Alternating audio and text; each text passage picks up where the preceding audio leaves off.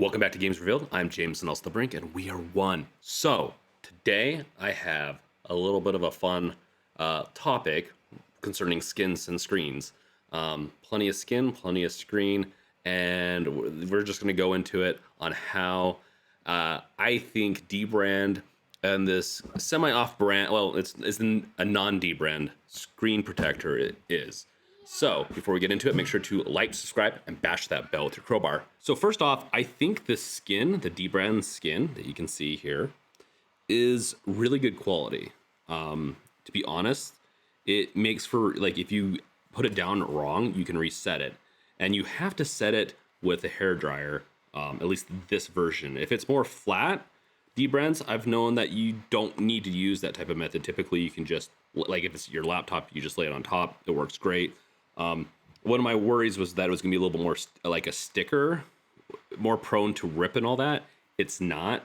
It really is, I think, worth the money if you're really looking to skin your deck or pretty much anything. I think it's worth it. Screen protector wise, we'll get into that. Not sure about that one being worth it, but I definitely like the skin and I like my orange, but it was hard to put on the front part. So the back was easy, the front was hard, and that's one of the things I'm not sure about. If I can, I'll recommend it if you have the patience. It took me about an hour and a half to put this together, and I botched it a little bit. You can see these edges right here. They're up like this, and you use a hairdryer and you can press them out. And so I can still go and fix this. I ran out of time. I'm traveling right now, and I did this right before leaving, and it put me out an hour because I thought I could get it done in like a half hour.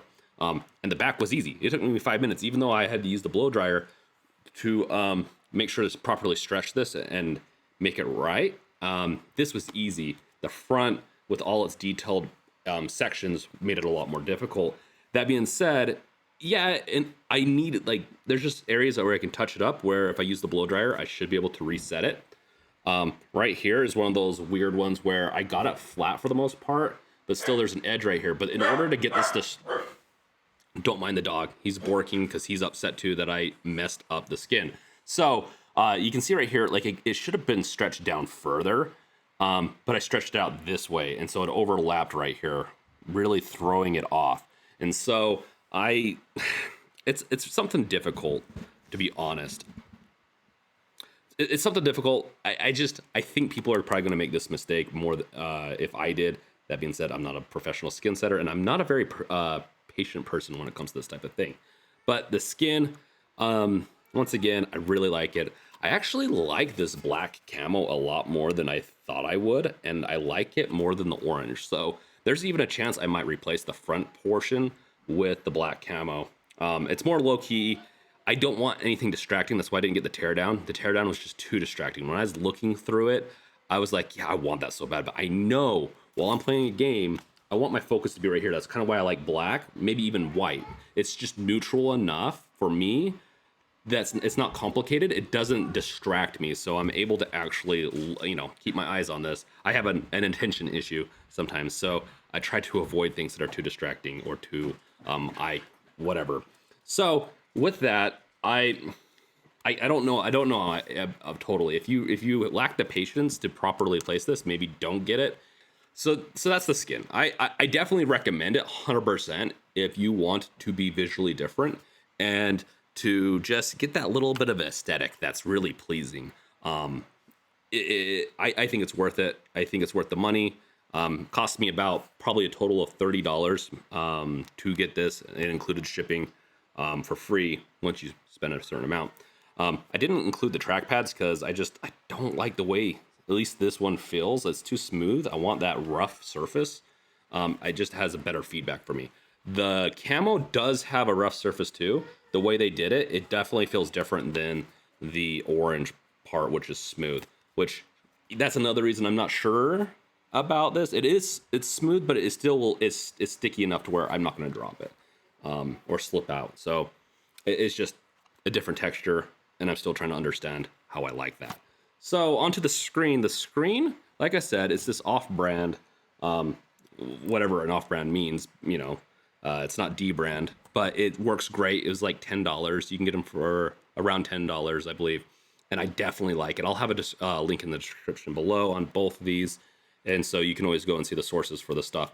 I like the screen protector. It was easy to place in. So the screen itself on the Steam Deck, the screen sets down and the plastic portion pops up a little bit. So there's like almost like a divot to where it fits the screen protector really well. So when you place the screen protector in, there's just a little bit of room between the plastic and the screen protector. Now, I will say, from my understanding with the Dbrand, you get a little bit better fit.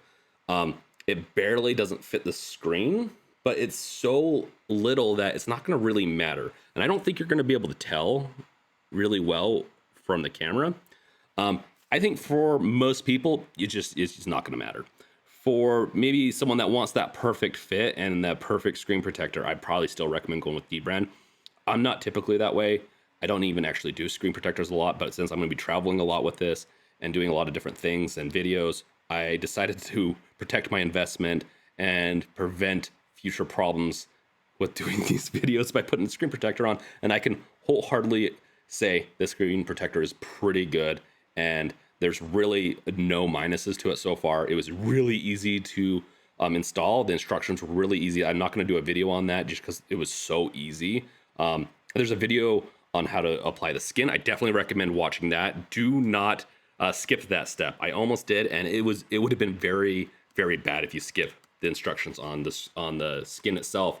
But for the screen protector, the instructions are also recommended. It's easy. Even if you don't use the instructions, I don't know how much you'd botch it up. They do include 2, but I think you're going to be just fine setting it the first time, and then the second one's just, when you want to swap it out in a year or two, when this gets scuffed up enough. So that being said, it doesn't affect the input. So the input on the screen still, it's still there. You can still swipe and everything. I didn't notice anything different. I've had screen protectors that really just sucked horribly when it affected the input. And there were some screen protectors for the Steam Deck that did the same thing. So that's why I was very cautious about this, and I didn't recommend screen protectors early on, because it was, I believe, tested by Linus and some other people that, hey, some screen protectors just really F up the input, but this one doesn't, and I recommend this one. If you want a screen protector for your device, I highly recommend this. I wouldn't recommend it for the 512 gigabyte version. It's got that anti-glare screen that can get messed up. And actually, when you put the screen protector like this on, just completely disables the anti-glare for the most part. I'd wait until anti-glare specific screen protectors, which they will be coming from my understanding. So, and even though those should even work on these devices. So if you want a more anti-glare, this is very glossy. It still has a very high glare to it. So everything shines off it, and you're in too high of light environment, it can be a little distracting. So there is that, but it's not really any different than the screen that's included with it. So both are great purchases, not necessary if you have a Steam Deck, especially if you're not planning on traveling. The skins are just a fun aesthetic, but the screen protector, if you plan on traveling, or if you think that you're going to end up being in situations to scratch that screen up and that bothers you, 100% get it right now. I'd even recommend getting it before you get your Steam Deck, just so that you have it on hand right when you get it. I waited a few days before applying it. I didn't have any issues with my screen. I didn't notice any scratches when I cleaned it up. I think the built-in screen is pretty good, and I do use touch a lot. So in the end, this is a good buy on both cases. So check that out in the description below. We're going to be doing a travel video, because I'm traveling, in the next few days. So make sure to watch out for that video. I did use the device in the car with the car charger, but you know what, for those results, make sure to watch out for that video. Let me know in the comments below if you like what skin you plan on getting. Do you think the screen protector is a must or not? And what are your feelings on just the whole matter, I guess. So thank you guys for watching. I'll catch you guys later. Check out my other videos, and peace out.